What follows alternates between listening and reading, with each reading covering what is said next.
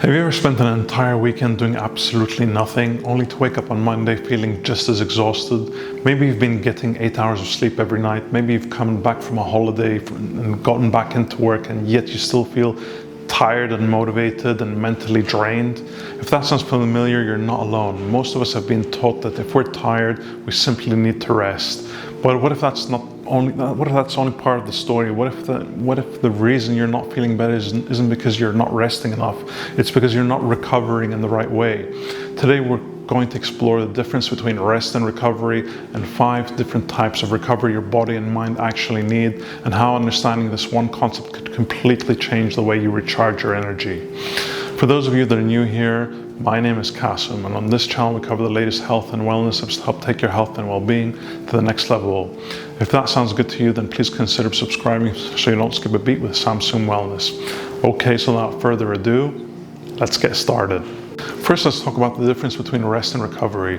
The words rest and recovery are often used interchangeably, but they're not necessarily the same thing. Recovery means repairing, restoring, and replenishing the systems that keep you healthy and energized.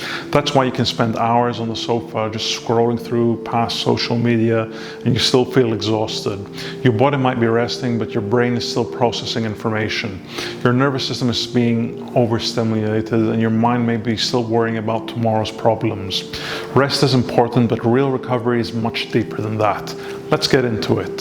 So let's talk about why we're so exhausted. The truth is that the world that we live in today is a lot different than how things were in the past. We're constantly connected now. Emails, notifications, news, social media, deadlines. Even when we're sitting still, our brains rarely get the chance to switch off. Researchers have found that chronic stress keeps our nervous system in a heightened state of alert. Instead of shifting into the rest and digest mode, the mode that supports healing and repair, many of us get stuck in fight or flight. Over time, this can leave us feeling physically, mentally, and emotionally depleted. That's why simply doing less isn't always enough. To truly recover, we need to understand what is tired and how can we go about recovery. Now let's talk about the 5 different ways we recover.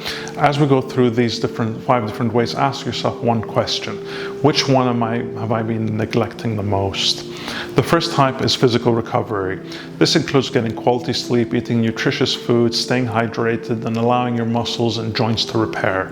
But here's something that surprises many people.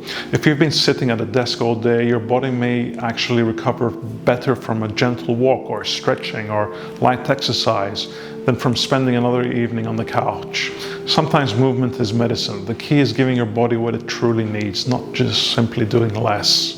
The next one we need to talk about is mental recovery. Have you ever felt mentally exhausted even though you haven't done anything physically demanding? Mental fatigue comes from constant thinking, planning, problem solving, making decisions, worrying. Even when you're watching television, your mind might be running in the background. Mental recovery means creating moments of genuine quiet. That could be meditation, mindful breathing, or simply sitting outside without your phone for 10 minutes. Sometimes the greatest gift that you can give your brain is just a few moments of silence. Now let's talk about one that a lot of us overlook: emotional recovery. Holding an emotion takes in energy. Pretending everything is okay when it isn't also drains your energy. Trying to stay strong all the time, avoiding difficult conversations, all of this can leave us emotionally exhausted. Emotional recovery means allowing yourself to process your feelings without judging yourself or carrying them around. That might mean talking to a trusted friend, writing in a journal, speaking with a therapist, or simply allowing yourself to feel without judging yourself. Healing begins when we stop pretending that we're fine. Next up, social recovery. Not all relationships affect us in the same way. Have you ever noticed that some people leave you feeling uplifted while others leave you completely drained? Social recovery is about recognizing the difference. Sometimes recovery means spending some time with people that support, that encourage you. Other times it means healthy boundaries and giving yourself permission to spend time alone. Protecting your energy isn't selfish, it's absolutely necessary for your own health. And finally, I want to talk about sensory recovery. We live in a world today that's constantly competing our attention. Bright screens, traffic, notifications, background noise, advertisements. Our senses are constantly bombarded, and we barely get a chance to get a break from this stuff. Try spending some time in nature. Turn off unnecessary notifications.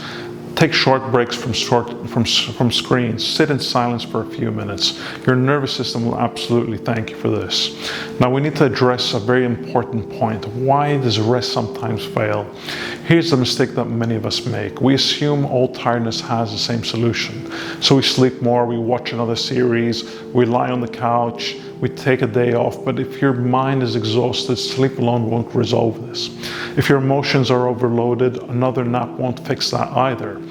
If your nervous system is constantly stimulating, scrolling through social media isn't going to give you recovery. It's simply replacing one form of stimulation with another. Real recovery is intentional. It's about recognizing and identifying what is depleted. So what can you do starting today? Here are a few simple habits that can make a real difference in your life. Go for a short walk outdoors. Take 5 minutes for slow, deep breathing. Stretch your body. Spend at least 1 hour before bedtime away from screens. Each week, exercise in a way that you enjoy. Spend time in nature. Connect with someone that uplifts your spirits. Reflect through some journaling or quiet time. And every so often, give yourself a true reset day. Not a day of endless scrolling on social media, but a day when you intentionally recharge your body, your mind, and your soul. If you're interested in checking out my evening wind down routine for better recovery, then why not check out my video right over here. My name is Samsoom. Thanks so much for watching.